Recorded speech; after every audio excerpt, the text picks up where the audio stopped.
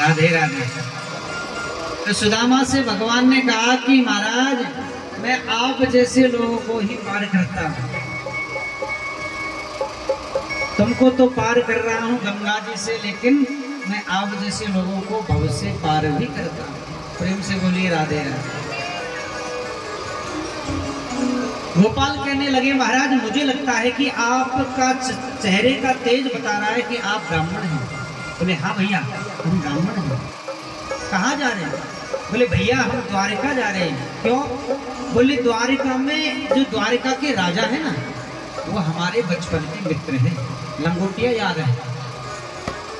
गोपाल कहने लगे मजाकिये स्वभाव में, अरे महाराज रहने दो, ब्राह्मण होकर भी झूठ बोलते हो। क्यों भैया? अरे बोले महाराज आप कहाँ, द्वारकाधीश कहाँ? बोले वो तो राजाधिराज है और आप जो है करीब झोपड़ी के राजा हैं। कहाँ राजा भोज कहाँ लंगोटेली। प्रेम से बोलिए राधे राधे। सुदामा कहने लगे अरे भैया तुमने जीवन भर नाव चलाई है, तुम्हें कहा पता हमारे कन्हैया को, वो हमसे बड़ा प्रेम करते हैं। बात करते करते पार हो जाते हैं, सुदामा नाव से उतरता है। सुदामा पूछता है भैया एक बात तो बताओ, ये द्वारिका नगरी यहाँ से कितनी दूर पड़ती है? गोपाल कहने लगे प्रभु आपके इस दुर्बल शरीर को देख करके मैं कह सकता हूँ कि अभी तो आपको पहुँचने में 1 महीना और लगेगा। सुदामा जी बड़े नाराज हुए, एक पेड़ के नीचे अपना दुपट्टा बिछाया और सोते हुए कहने लगे कि कन्हैया भैया मैं तुमसे कुछ मांगने के लिए तो आ नहीं रहा, तुमसे मिलने के लिए, तुम्हारे दर्शन करने के लिए आ रहा था। इसलिए भैया इतनी दूर आने की बस की हमारी है नहीं, तुम्हारी इच्छा हो तो भैया यहीं आकर के मिल लेना। हम तो द्वारिका नहीं आ रहे। रात्रि को सो गए और जैसे ही सुबह सुदामा जगे तो महाराज जैसे यहाँ खुली तो जय जयकार हो रहा है, शंख बज रहे हैं, मंदिरों में विजय घंट बज रहे हैं और जय जयकार हो रही है। श्री कृष्णचंद्र जी महाराज की जय हो, द्वारकाधीश महाराज की जय हो। सुदामा जी ने विचार किया कि मैं कहाँ आ गया। एक व्यक्ति से पूछा भैया मैं किधर आइए? बोले भैया ये कौन सी नगरी है? बोले महाराज ये द्वारिका नगरी है। बोले द्वारिका नगरी है? बोले वही द्वारिका नगरी जिसके राजा हमारे मित्र हैं कन्हैया। अरे बोले महाराज यहाँ कोई कन्हैया वनैया नहीं है, हमारे राजा का नाम है अनंत श्री समलंकृत छत्रपति राजमूर्ति धर्म चक्रवर्ती सर्वेश्वर सर्वतंत्र स्वतंत्र गो विप्र प्रतिपालक विश्वबंद श्री श्री महाराज अधिराज द्वारकाधीश श्री कृष्णचंद्र जी महाराज। एक हाथ का नाम लंबा दे दिया। अब सुदामा जी चकराए, अरे कन्हैया जब हम साथ साथ रहते थे तो हम तुम्हें कनवा भी कह देते थे और आजकल पद के साथ साथ में नाम भी बड़ा कर लिया। बोले भैया तुम्हारे ये जो मित्र हैं, तुम्हारे जो राजा है ना, इसका राजमहल कहाँ है, उसका रास्ता तो बता दो।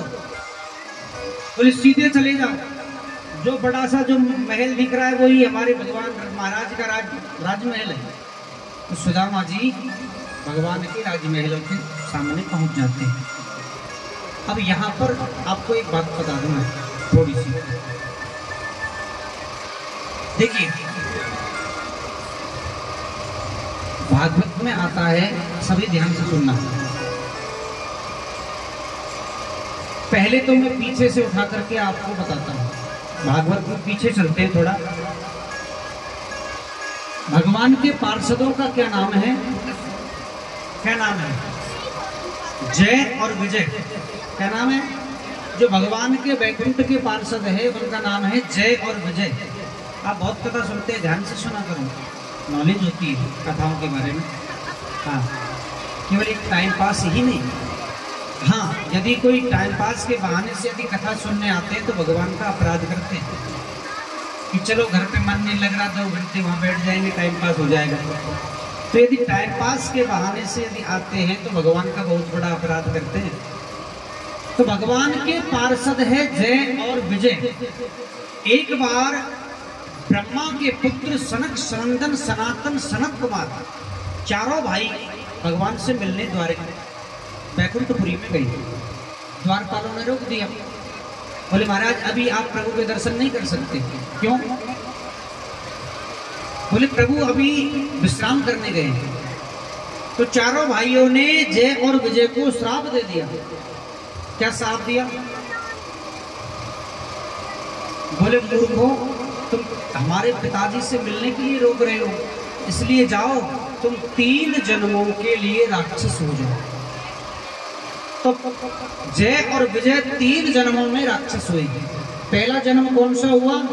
बोले हिरण्याकश्यप और हिरण्याक्ष। और दूसरा जन्म हुआ रावण और कुंभकर्ण। और तीसरा जन्म हुआ शिशुपाल और दंतवक्र के रूप में। प्रेम से बोलिए राधे राधे। ध्यान देने की बात है।